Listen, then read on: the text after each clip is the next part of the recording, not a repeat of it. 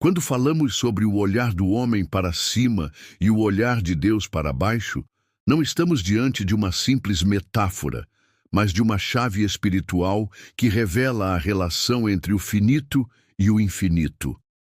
O homem olha para cima porque reconhece sua limitação, sua fragilidade e sua necessidade de algo maior. Esse gesto é universal. Pessoas em dor, em oração ou em busca de respostas, instintivamente levantam seus olhos. Mas o mais incrível é que esse movimento humano não é ignorado. Pelo contrário, ele é atendido pelo olhar do próprio Criador, que não apenas observa, mas se inclina em amor. O Salmo capítulo 34, versículo 15, afirma: "Os olhos do Senhor estão sobre os justos e os seus ouvidos atentos ao seu clamor." Essa interação cria um elo divino-humano, onde o clamor da terra encontra eco no céu. O olhar humano para cima representa dependência. O salmista, no Salmo capítulo 123, versículos 1 e 2, descreve isso de maneira poderosa. "A ti levanto os meus olhos, ó tu que habitas nos céus. Eis que, como os olhos dos servos atentam para as mãos dos seus senhores e os olhos da serva para as mãos da sua senhora, assim os nossos olhos atentam para o Senhor, nosso Deus, até que tenha piedade de nós." Aqui vemos uma figura de submissão, confiança e esperança. Quando o homem olha para cima, ele reconhece que não possui o controle sobre todas as coisas. Esse gesto simboliza entrega e expectativa. É o mesmo olhar de alguém que espera provisão, direção e consolo. É um movimento espiritual que fala mais alto que palavras. Mas não podemos esquecer que, em contrapartida, Deus olha para baixo. Seu olhar não é distante, mas compassivo. Ele é o Deus que vê. Gênesis capítulo 16, versículo 13, traz a experiência de Hagar, que em seu desespero declarou: "Tu és o Deus que me vê." Essa expressão resume a essência do olhar divino. Deus vê o que ninguém vê, percebe o que ninguém percebe, e se importa quando ninguém se importa.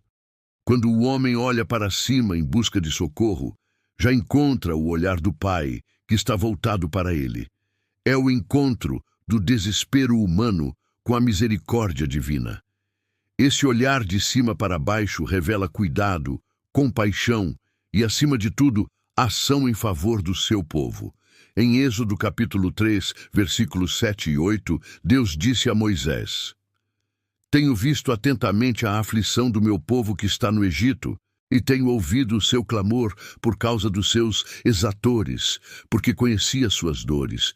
Portanto, desci para livrá-los das mãos dos egípcios." Note que o olhar divino não é passivo. Ele vê, ouve e age. O homem olha para cima, e Deus responde olhando para baixo e descendo em auxílio. Esse é o ponto central. O olhar humano é súplica, o olhar divino é resposta.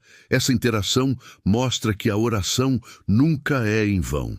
O clamor que sobe é o mesmo que move o coração de Deus a descer e intervir. Esse ciclo sustenta a fé ao longo da história bíblica e continua sendo válido para cada um de nós hoje. Outro detalhe importante é que o olhar de Deus não se limita a enxergar o exterior, mas alcança o mais profundo do coração humano. Em 1 Samuel capítulo 16, versículo 7, o Senhor disse: "Porque o Senhor não vê como vê o homem, pois o homem olha para o que está diante dos olhos, porém o Senhor olha para o coração." Isso significa que enquanto o homem ergue seus olhos, revelando sua busca, Deus olha para baixo, sondando suas intenções mais íntimas. O olhar de Deus vai além da superfície. Ele não apenas percebe o gesto, mas compreende a motivação, a dor e a necessidade que estão por trás do olhar humano. Essa visão divina revela a profundidade da conexão entre céu e terra. Podemos aplicar isso de maneira prática. Quando você enfrenta crises, problemas familiares, financeiros ou espirituais, o gesto de olhar para cima é um convite a reconhecer que sozinho não é possível vencer. É nesse momento que o olhar de Deus para baixo se manifesta como resposta. O apóstolo Pedro nos exorta em 1ª carta de Pedro, capítulo 5, versículo 7, lançando sobre ele toda a vossa ansiedade, porque ele tem cuidado de vós. Deus não apenas vê, mas cuida. Quando o homem olha para cima e deposita sua fé, o Senhor olha para baixo e age em favor do que crê. É uma troca de confiança pela providência, de fraqueza pela força divina. O olhar para cima também é profético, pois aponta para a esperança futura. Em Lucas, capítulo 21, versículo 28, Jesus disse: Ora, quando estas coisas começarem a acontecer, olhai para cima e levantai as vossas cabeças, porque a vossa redenção está próxima. Aqui, o olhar para cima não é apenas de desespero ou clamor, mas de expectativa gloriosa. O olhar humano se volta para o alto na certeza de que Cristo virá. Do mesmo modo, o olhar de Deus para baixo, no futuro, será o momento em que ele descerá novamente, mas dessa vez para consumar a redenção de seu povo. Esse encontro final de olhares será a maior prova de que todo clamor valeu a pena. Portanto, esse tema não é apenas poético, mas transformador. O olhar do homem para cima é símbolo da nossa fé, esperança e dependência.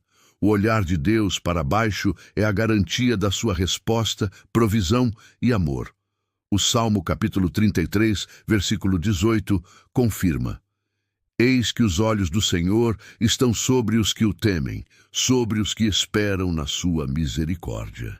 Esse ciclo de olhares nos convida a viver uma vida de oração, entrega e confiança, sabendo que não estamos sozinhos. O homem olha, Deus vê. O homem clama, Deus responde. O homem se entrega, Deus age. Esse é o segredo de uma vida fortalecida pela fé e sustentada pela graça divina.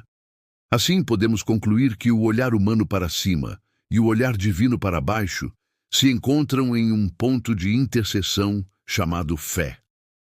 É ali que as limitações humanas encontram a infinitude de Deus. É nesse espaço que a fragilidade é transformada em força, a dor em consolo e a incerteza em esperança. O profeta Isaías, capítulo 64, versículo 4, afirma: Porque desde a antiguidade não se ouviu, nem com o ouvido se percebeu, nem com o olho se viu um Deus além de ti, que trabalha para aquele que nele espera.